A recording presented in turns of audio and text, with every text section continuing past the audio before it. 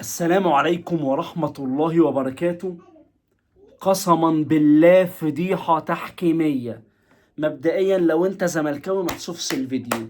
انا بطبل وانا متزملك وانا اهلاوي وانا بقبض وانا اقول لك انت في ايه تاني بتقوله وانا لجنة واللي انت عايز تقوله قوله. انا اقسم بالله كنت بحفل على اهلي وكنت هحفل على اهلي ومنزل فيديوهات هاري الاهلي تحفيل. لا يهمني يزعلوا ولا لا، دي كورة. لكن لو هناخد الدوري بالشكل الفج بالفجر ده، قسما بالله فضيحة. قسما بالله فضيحة تحكيمية. الأهلي وحش، سيء، مستهتر، مدرب وحش، إدارة غلط، أوضة لبس، أوضة صالة، أوضة اللي أنت عايز تقوله قوله. لكن إن دي ما تتحسبش ضربة جزاء، فضيحة. يا باشا، يا باشا، أنت بتبص على إيه؟ انت بتبص على ايه؟ الكورة نمرة واحد من مسافة بعيدة جدا، اكتر من 2 متر.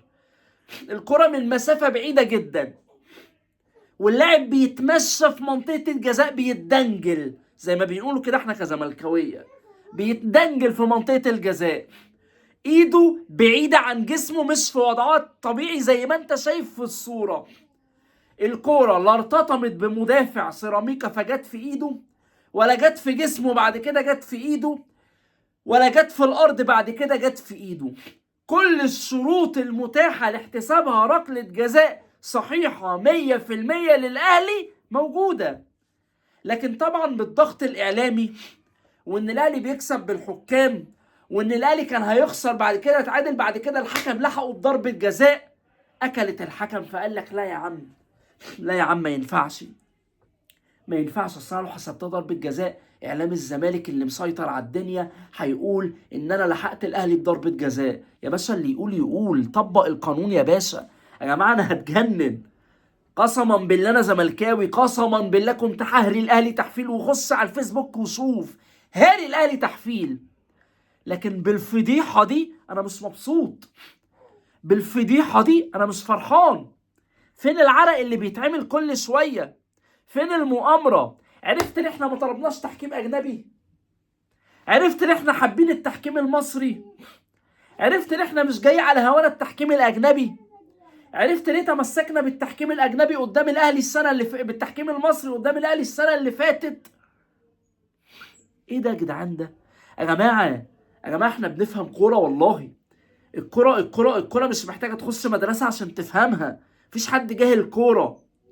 اللي بيتفرج على كوره وفاهم، مفيش حد جاهل كوره، والكوره مش بتدرس عشان تفهمها وتمتحن فيها ويبقى في اختبارات. انا بشرح لك كل الاوضاع. المسافه بعيده، فانت ما تبصش لوضع اليد لان المسافه بعيده جدا. اللاعب كان خارج منطقه الجزاء، لاعب الاهلي، ولاعب سيراميكا داخل منطقه الجزاء بمسافه حوالي اكتر من 3 متر كمان، زي ما مبين قدامكم في الصوره او الفيديو.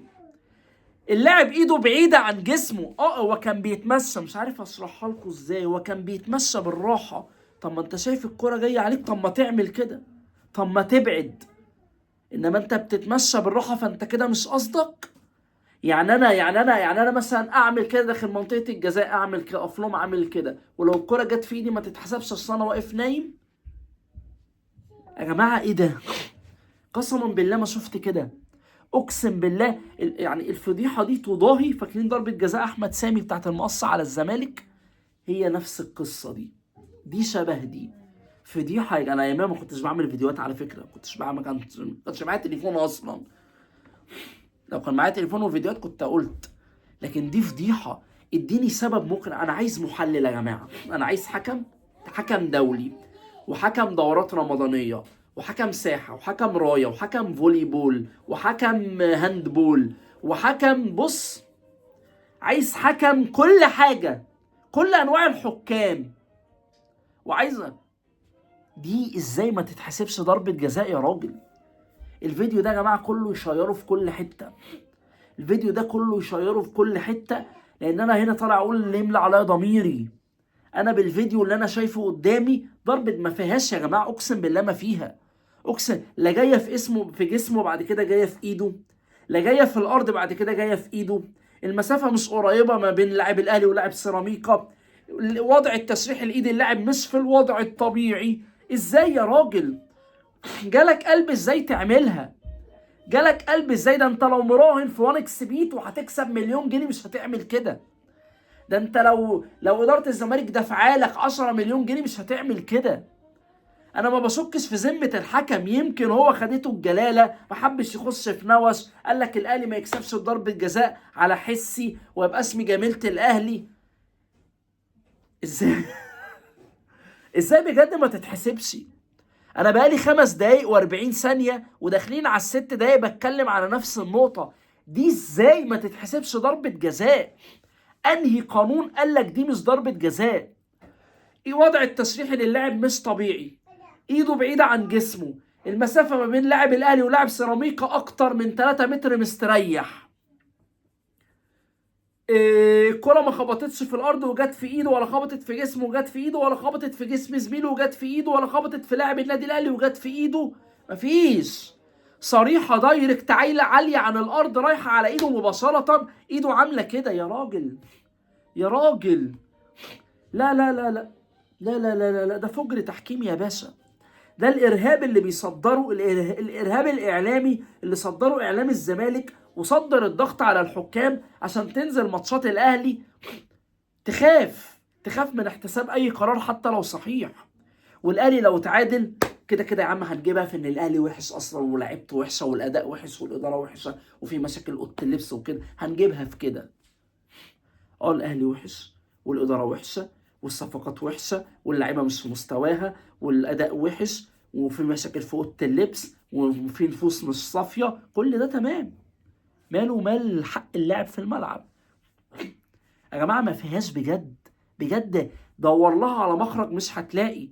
انا اجزم والله العظيم 3 لو معظم الحكام طلعوا قالوا ان هي مش ضربة جزاء وشرحوا الوضع وشرحوا القانون، هطلع اعتذر لكل الناس على الفيديو اللي انا بعمله ده. لكن انا متأكد 56 مليون في المية اني هفتح الفيسبوك الاقي كل الحكام المصريين العرب الاجانب بيؤكدوا انها ضربة جزاء. اراهنك ان ضربة الجزاء دي هيبقى ترند عالمي سلبي على حكام مصر، والصحف العالمية هتتكلم عن اللعبة دي انها ازاي ما اتحسبتش ضربة جزاء. انا وانت اهو يا عم، اديني 12 ساعة مهلة وبكرة هنشوف. بالله عليك لو الماتش ده ماتش الزمالك، انت يا راجل يا زملكاوي هتقول ايه؟ ده احنا نعمل مظاهرات وننزل نقفل ميدان التحرير. قول لي انت بقى، وكنت عايز الاهلي السنه اللي فاتت يلعب الزمالك بتحكيم مصري يا قادر؟ قول لي دي ليه مش ضربه جزاء؟ اشرحها لي يا عم. انت زعلان اكتر من الاهلاويه؟ يا عم انا زعلان. لاني مش عايز اخد الدوري بالشكل ده. عارف لو خطأ تحكيمي ليها وعليها، لعبة ليها وعليها، مسافة قريبة، ايده مش عارف في وضعها الطبيعي ولا لا، خبطة في الارض، خبطة في الجسم، فاول من على حدود ال 18، حاجات سهلة، اوف سايد مثلا والخطوط اترسمت صح ولا غلط، دي بتبقى صعبة. كل دي حالات صعبة، انما دي واضحة مش محتاجة. فانت عايزني افرح بدوري بالشكل ده؟ لا يا باشا، لا مش انا. روح تابع اللي بينافقك واللي بيريحك واللي بيصدر لك نظريه المؤامره وان الزمالك بيتظلم وان الاهلي بيظلم. قول له الماتش ده ايه رايك فيه؟ قول له المؤامره ليه ما لحقتش الاهلي وهو واقع كده وهيخرج بموسم صفري؟ ليه المؤامره ما لحقتهوش وخلت الزمالك يخسر في الدوري وفي الكونفدراليه؟ ده احنا لما خسرنا من سيراميكا كليوباترا يا راجل، وانت كنت زي الزفت في الملعب وما تستحقش تكسب، ومفيش حاجه اصلا حصلت تخليك ولا ليك ضربه جزاء ولا عليك حاجه ولا اي حاجه. لما خسرنا الماتش ده طلعنا صحنا ومؤامره وبيوقعوا الزمالك وشافوا الزمالك بيكسب وقفوا له الارض والمؤامره والدنيا احنا لو حصل معانا دي قسما بالله ننسحب من الماتش ومن الدوري من الدوله ونروح نلعب في الدوري السعودي. قول لي ايه حجتك؟ هل شيكابالا هيطلع يعمل عرق؟ هل اعلام الزمالك هيقول لك لا انا مرضاش بالظلم، انا عايز العدل لكل الانديه، انا عايز الماتش ده يتعاد، او انا هخسر، او انا هتعادل الماتش الجاي عشان المنافسه تبقى شريفه، فانا مش هقبل ان انا اكسب والاهلي متعادل ظلم، فانا هتعادل الماتش الجاي متعمد، هنزل متعمد كده، اللعيبه لو جالها ضربه جزاء هتضيعها. هل ده هيحصل؟ هتفرح وتزقطط وتعيش والدنيا جميله والجو ربيع والدنيا، ولا الجو بديع والدنيا ربيع والدنيا زي الفل وعلى قلبك زي العسل. طز في نظرية المؤامرة بقى، طز في ان التحكيم المصري بيجامل الاهلي بقى، طز في ان الاهلي عنده 45 دوري حرام، 45 دوري حرام. ايه الدنيا، ايه الوضع؟ قسما برب العزة لو الاهلي كان خسر او تعادل طبيعي، قسما بالله انا كنت هحفل عليه. انا امبارح لما الزمالك كسب منزل فيديو بفرحان بالزمالك طبيعي، الفيديو ما جابش 1000 مشاهدة، مش مهم، مش شغلتي، انا بنزل الفيديو، اتشاف ما تشافش ده رزق ونصيب من عند ربنا. لكن اللي بيمليه عليا ضميري بطلع اقوله. دي يا باشا ضربة جزاء مستحقة، فجر وعهر تحكيمي انها ما تتحسبش، فجر وعهر تحكيمي، فجر وعهر تحكيمي، مفيش جدال، مفيش جدال. اي جنسية تحكيمية تحسبها ضربة جزاء، وانا بقول لك اهو، والساعات ما بيننا ضربة الجزاء دي هتبقى ترند عالمي، وهتبقى فضيحة للجنة التحكيم والتحكيم المصري اللي مش في كاس العالم بسبب اللي هو بيعمله ده، ان ازاي اللعبة دي في مصر ما تتحسبش ضربة جزاء. وافكرك هارد لك لجماهير الاهلي على التعادل، كنت عايز احفل عليكم والله، بس بالظلم ده مش هحفل عليكم، لان انتوا النهارده كنتوا وحشين جدا، لكن كنتوا تستاهلوا ان ضربه الجزاء تتحسب، الله اعلم هتتسجل ولا لا، لكن انتوا كنتوا تستحقوا ضربه جزاء في النهايه. حتى يا راجل الماتش بعد ما ضربه الجزاء ما اتحسبتش، كانت في الدقيقه الرابعه وهو عاطي 6 دقايق،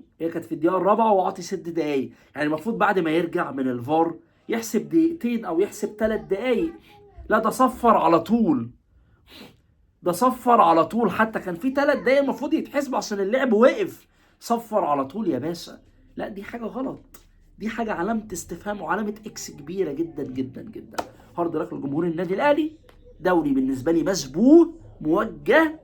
شكرا جدا لكل اللي بيتابعوني وبيدعموني، سلام عليكم.